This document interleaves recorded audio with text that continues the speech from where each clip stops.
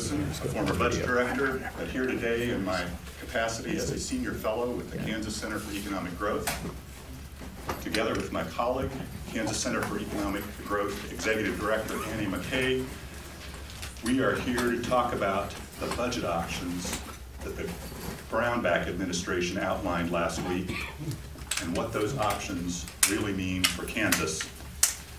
We are pleased to be joined by Shannon Katsourotis, President and CEO of Kansas Action for Children, Bob Totten, Executive Vice President of the Kansas Contractors Association, Rebecca Proctor, Executive Director of the Kansas Organization for State Employees, and Mark DeSetti, Director of Legislative and Political Advocacy at Kansas NEA. Later today, the legislature reconvenes for the annual wrap-up session, and there is no question that there are some very difficult decisions ahead. Last week, the Brownback administration offered the Kansas legislature 3 options to balance the state budget for this fiscal year and next. Unfortunately, the structural deficit that we are experiencing is unprecedented, and the options we've been given are not solutions. Here's option 1. Dismantle Kansas's premier system for early childhood education, further defund the state's vital transportation infrastructure, and backtrack on commitments to Kansas retirees. Or option 2, backtrack on commitments to Kansas retirees, find $25 million somewhere, anywhere, and further defund the state's vital transportation infrastructure. Or option 3, further defund the state's vital transportation infrastructure, implement yet another round of damaging across-the-board cuts, including $57 million from K-12 education, and backtrack on commitments to Kansas retirees. All of these options have already been overutilized in the last 5 years as short-term budget stopgaps. All of them come with serious long-term consequences for Kansas families, children, and the economy. None of these options, none of them, solve the state's long-term budget crisis. Even the governor admits that these are bridges, one-time fixes, gimmicks, until the next budget crisis begins next year.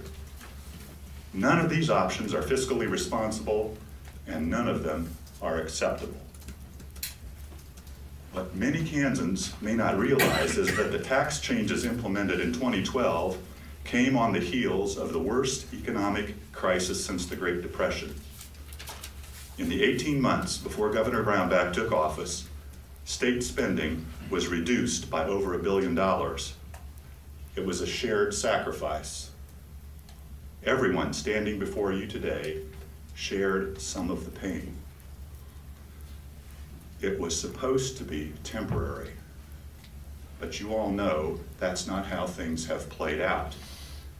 And now, when you add the pain of the Great Recession to the cost of the Brownback tax experiment, we face a truly dire financial situation. The partners with us today are here because they each represent constituencies that will bear the brunt of the governor's 3 budget options. And Kansans deserve to know exactly what the governor's most recent proposal will do to our state. With that, I'll turn over to Kansas Action for Children President and CEO, Shannon Katsourotis. Not quite as tall as Dwayne. Thanks, Dwayne. I appreciate the opportunity to be here this morning to explain how Kansas's youngest and most vulnerable children will be impacted by the budget options Governor Brownback offered last week. This is not the first time this legislative session that Governor Brownback has attempted to dismantle Kansas's early childhood infrastructure. In January, the governor claimed he wanted to eliminate the Children's Initiatives Fund to streamline education at all levels, When that failed, Senate Bill 463 appeared under the guise of increasing transparency in early childhood funding. Now we know these repeated attempts to abolish or sidestep the Children's Initiatives Fund have all been a concerted effort to sell its revenue source to the highest bidder for pennies on the dollar. Or, as the administration described it last Wednesday, option number one. The CIF is the cornerstone of funding for our early care and education system in Kansas. In fact, nearly every program that serves young children in Kansas has received or currently receives CIF funding. While there's a long list of things that give me pause about option number one, 3 things keep me awake at night. Regardless of what the administration claims, any MSA securitization requires the removal of all protections currently in place for funding children's programs. Although the Key Fund and the CIF have endured budget sweeps in the past, the current structure has successfully safeguarded funding for early childhood programs for nearly 20 years. Removing those protections during the worst financial crisis in the state's history would put these programs at risk immediately. Second, MSA securitization will all but ensure a 3rd credit rating downgrade for Kansas. Just 2 days ago, Standard & Poor's put Kansas on a negative credit watch, using bond proceeds to temporarily close a budget gap, which is exactly what Governor Brownback wants to do with tobacco settlement funds, without addressing the underlying structural cause of the crisis, makes yet another statewide credit downgrade highly likely. A 3rd credit rating drop over a 2-year period would not only wreak havoc on the Kansas economy, it would do so while dismantling the early childhood infrastructure on which babies and toddlers depend. Finally, the administration has repeatedly demonstrated poor management of Kansas finances. If the legislature gives the governor authority to negotiate, these are the clear problems with the securitization component of option number one. But what I find concerning about all of these proposals is that the governor presented them as if they're free of long-term consequences. That's simply and blatantly untrue. Option number one will have devastating consequences for Kansas kids, but so will option number 2, and so will option number 3. That's because we're all in this together. The important work we accomplish during the first 5 years of life can't be as effective if the system crumbles during the K-12 years. And speaking of crumbling, unsafe roads and bridges, they don't make for family-friendly environments. None of these options work for Kansas families, which is why none of these options work for Kansas Action for Children. At this time, I'd like to introduce Bob Totten with the Kansas Contractors Association. Bob Totten, I'm the Executive Vice President for the Kansas Contractors Association. We have over 235 companies that build the roads and bridges that you use today to get here to this news conference and this event. We join basically to echo our concerns over the financial plight of the state of Kansas and would like to see the tax exemptions restored that were put in place in 2012. As you all know, the Department of Transportation has turned into the bank of KDOT, and state leaders have chosen to divert at least $2.42 billion out of an $8 billion program in the last 6 years. It means that roads and bridges are not being repaired at the rate that our citizens expected 6 years ago. In 2016 alone, instead of preserving 1,200 miles of road, the state is now fixing only 200 miles. That means that instead of touching a piece of pavement approximately every 12 years, that piece of pavement will be touched by KDOT or its contractors once every 50 years. Can you imagine any road going to be in good shape if it's only going to be touched once in 50 years? And in the case of bridges, KDOT is only addressing 58 bridges where they repair or paint them. Out of 25,000 bridges in the state, only 58 are going to be fixed this year. They normally fix 115, but it's now down to less than half. The safety of our citizens is at risk when our road system is not adequately repaired or replaced. For years, KDOT officials have said the loss of revenues would not hurt our state road system. But unfortunately, last week, KDOT unveiled a plan to delay or suspend 25 projects and hopefully get them put back in place by the mid-2019. Those projects are what communities wanted 10 years ago when the T-Link Committee went around the state and listened to everybody's concerns. The delayed projects, which were scheduled through mid-2019 include work that would have widened shoulders, flattened hills, and straightened curves, and added passing lanes and greater capacity to the state's highway system. I believe these projects will never be completed because there's not an adequate revenue stream presently in place to make sure that that's going to happen in the next several years. Potholes will become an everyday appearance in the future, and our roads and bridges will look like they did back in the mid-80s. And with freight doubling approximately every 8 years, the new modernization and expansion projects necessary to move our farm products to market will suffer. Our organization is urging lawmakers to reinstate the income taxes that were put in place, the exemption that was put in place in 2012. We believe the state is suffering in various categories, including highways, and we'd like to see that stop. I thank you for your attention. I'll turn it over to our next speaker. Good morning. I'm Rebecca Proctor. I'm the Executive Director for the Kansas Organization of State Employees. We represent over 8,000 executive branch state employees in every single county of our state. The employees we represent are employees who work for KDOT, maintaining your roads, employees who work in our Kansas correctional facilities, keeping your communities safe, employees who work in our state hospitals. The last several years have been disastrous for state employees and for all of the Kansas citizens that our state employees serve. And these options would do nothing to improve that catastrophe, but instead would only make it worse. If you've been keeping up with the news articles, you know that our state hospitals are understaffed. You know that one of our state hospitals has lost certification. You know at one of the others, employees are working 16 to 20 hours a day, 4 to 5 days a week. Our correctional facilities are operating below safe minimum staffing levels. Lansing Correctional Facility, which has a maximum security unit, regularly operates 2 to 3 positions below the identified safe minimum staffing level. These cuts endanger your roads, your communities, the safety of our mentally ill, and the safety of our state employees. Our state employees have not had either a pay increase or a cost of living increase since 2009.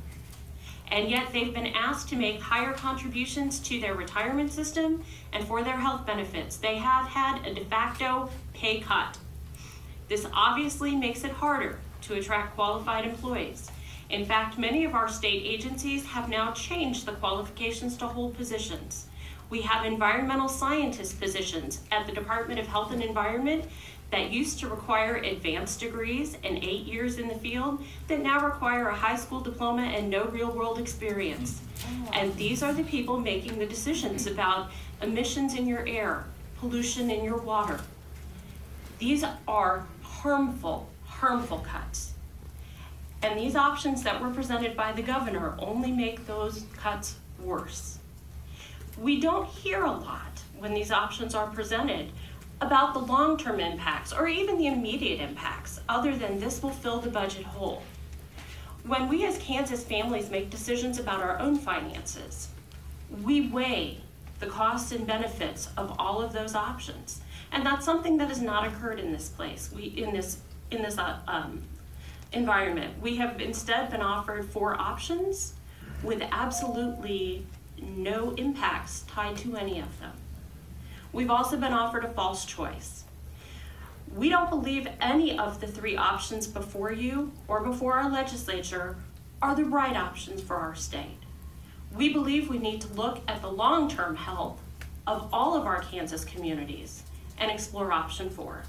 And with that, I will turn it over to Mark DeSetti, Director of Legislative Advocacy for the Kansas National Education Association.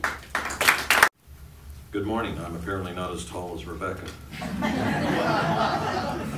In repealing the school finance formula and replacing it with a block grant system, Governor Brownback and legislative leaders promised that our K-12 schools would have, if not better funding, at least stable funding. It was funding that schools could count on. Well, we're now on the edge of yet another broken promise to our children and teachers. The loss of funding provided in response to the Montoy decision, the loss of funding provided in response to the Montoy decision was a result not of legislative action, but as a result and a response to the Great Recession. We were sorry to see those cuts happen, but we expected it to be temporary, fixed when the economy recovered. But instead of restoring recession-era cuts, this governor and legislature implemented a plan that has turned out, in effect, to be a self-inflicted recession when it comes to generating necessary revenue for state services. While every indicator tells us that this experiment is a failure, the legislature continues on the same dangerous path, even doubling down. Now they propose to sell off a program that has been providing quality early childhood programs for Kansas children. They continue to drain funds from important highway projects, jeopardizing our safety. They turn their backs on hardworking Kansans, putting their retirement security in jeopardy. They propose driving up the cost of higher education with extended cuts. And now they threaten to slash funding to our K-12 schools.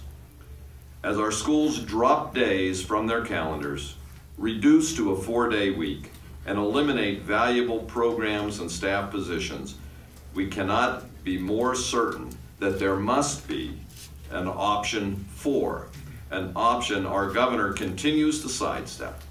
It's time to return to a stable, dependable, and fair tax system. It's time to put option 4 on the table. The definition of insanity, it is said, is to continue doing the same thing and expecting different results. It's time that we stepped away from this Kansas tax insanity.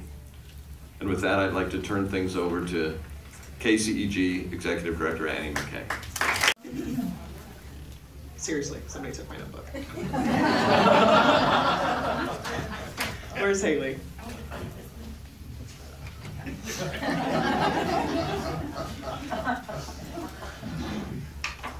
Well, a little levity. Thank you, Mark.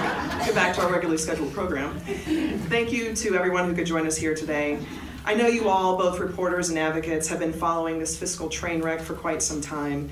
You might not have known the specifics of Governor Brownback's latest round of proposals and what they would do to the various constituencies before you, but you knew that it wouldn't be good. We're talking about the complete dismantling of the state's early childhood education system. We're talking about the defunding of the state's prized and essential highway system. We're talking about the retirement security of thousands of Kansas's current and future retirees.